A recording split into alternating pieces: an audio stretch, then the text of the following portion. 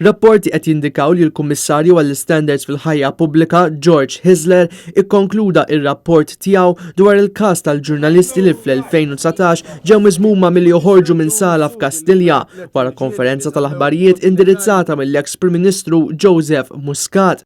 Il-każ kien seħħ fit-28 ta' Novembru u jidher li dan ir-rapport issa qed jikkundanna dak li seħħ f'dak il-lejl. Mill-ewwel indikazzjoni jidher li l-uffiċċju tal-Prim Ministru taħt it-tmexxija ta' Muscat instab ħati ta' ksur ta' etika. U issa għaldaqstant il-każ jaqa' f'idejn il-Kumitat Parlamentari għall-Standards fil-ħajja pubblika sabiex janalizza r-rapport ta' George Hisler u skont dak li jirriżulta jieħu azzjoni.